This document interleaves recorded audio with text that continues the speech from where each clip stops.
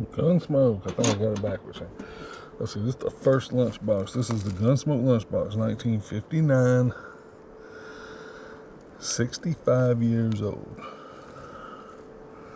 This one is in about the best condition. I've had two other lunch boxes of this same one, and this is my favorite one. They came out with this one in 59. I think they came out with one in 62 or 63, and then they came out with two back to back, like in, I think 72 and 73 or 73 and 74. It might have been 72 and 74. I like them pretty much in succession, you know, from the early being my favorite. I remember this particular box right here in the first one, but this is the first Gunsmoke lunchbox that I ever bought on eBay. I bought it years ago.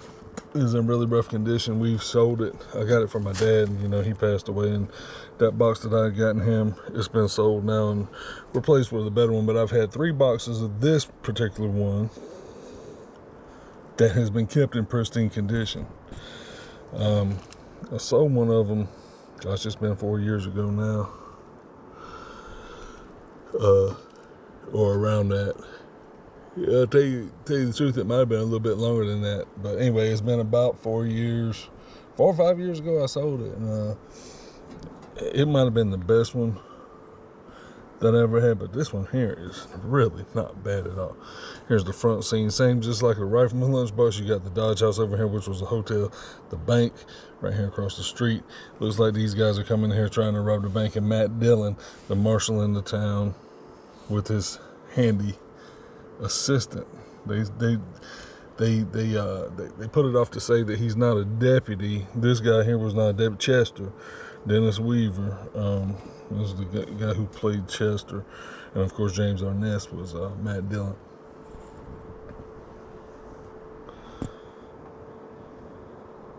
Chester was the marshal's assistant, and he's a trusty assistant. He seems bumbling, but you know, they play him both ways. They play him where sometimes he's very efficient, and then more times than not he's blundering something up. My dad told me one time, I had to tell you the truth, Gunsmoke's probably my favorite TV show of all time. And I just want to show you what this looks like all the way around. That's why I'm making this long branch where Miss Kitty ran the saloon. Oh, I never saw the boot store. They got a boot store. And there's a cafe which was known as Delmonico's, is the place they usually eat. And this is the backside. I don't know why I'm getting that thing that makes this thing look curved on the video. It's just kind of bothering me. But again, Chester's following Matt. Doc, his buggy is come unhinged, and he's telling Matt to chase down the bad guys, it looks like to me. Let's look on the inside of this one. Man, this is in really nice condition. Somebody really took care of this one. I don't think there was too many meals provided through this box. If they were, that kid, whoever had this, it might have been an adult that was eating their lunch. Nah, if this one, it probably was used for meals, but man, it was well taken care of. It's hard to find one in this condition. Gunsmoke, in my opinion, the best TV show ever made. Ran for 20 years. There's 3 different eras. You know, I've mentioned on here before, my favorite TV shows are Gunsmoke, Andy Griffith, Rifleman, probably about like that. You know, I could go on. You know, I hadn't really thought of really making a list of what my actual favorite TV shows are.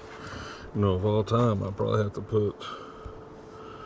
Honestly, I probably have to put Mike and Molly in there. I probably have to put I Love Lucy. Man, I want to say Beverly Hillbillies, but I don't ever watch that anymore, man. I'm more on the westerns, man. Wagon Train, Have Gun Will Travel, Lawman.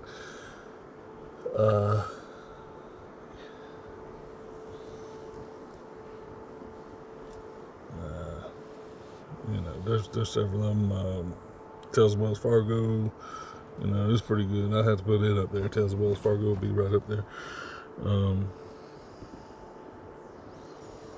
Again, my mind escapes me right now, but there's a lot more. I like the black and white stuff better than I do the color. And what I was going to say a while ago, my dad told me one time that before I started liking Gunsmoke, Andy Griffith was my favorite TV show. And I still like Andy Griffith. I put it in second place.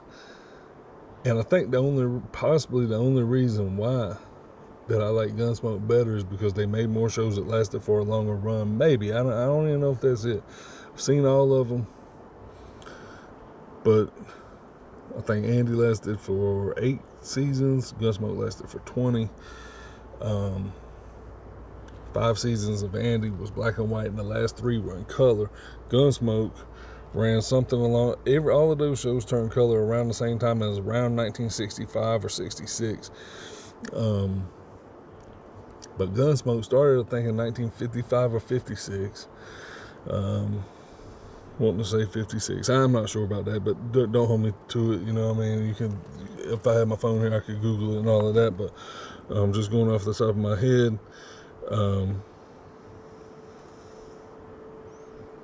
All I was going to say is this. My dad told me one time, he's like, well, I didn't like Gunsmoke at the time that great, you know. And he's like, well, you know, it's just like Andy Griffith. I'm like, what are you talking about, man? It doesn't have anything to do like with it. It's so opposite. Like, this is a Western, Andy Griffith's a comedy. And then I come to find why he said that. And to me, they're really not similar, but Gunsmoke does have a lot of comedy scenes. It's more of a more serious show. It's just like I said, they have Gunsmoke, you know. I mean, somebody gets killed in every episode. But Andy had Barney as his bumbling deputy. Matt had Chester as his bumbling assistant, for the most part. You know, later on came Festus. But again, and there's 2 episodes I think of off the top of my head. Sue Ann Langdon was a nurse on Andy Griffith. She played a nurse named Mary. And on here, Andy was playing, and on Gunsmoke, Chester was teaching her how to play the guitar on one episode while Andy was teaching her to play the guitar on an episode. Oh, man. Edgar Buchanan plays in both, shows. He was Aunt Bee's handyman, and there's an episode where he comes back where he had saved Matt's life when Matt was like 18, 19, 20-year-old kid. Comes back, meets up with him, 15, 20 years later after the war. That was right before the Civil War they played it as. Everybody was in the war, and he was Aunt Bee's handyman on Andy Griffith, and he comes back and they make an inside joke of Matt he's a bank robber. Edgar Buchanan's a bank robber, and Matt can't find himself to shoot him down when he's leaving town with the stuff because he saved his life when he was a kid. So Edgar Buchanan keeps telling his buddy, hey, we could get Matt to help us. He's a handyman with a gun. And I used to think that Andy Griffith had came up with all of that stuff first. And now I look back on the timeline of it, and I actually think that, I don't know about the Sue Ann Langdon one, but I think the Gunsmoke one actually came out before the Andy Griffith thing. So Andy was playing on the handyman, you would have to assume. And but yeah, it's great stuff, man. My favorite show. Great lunchbox.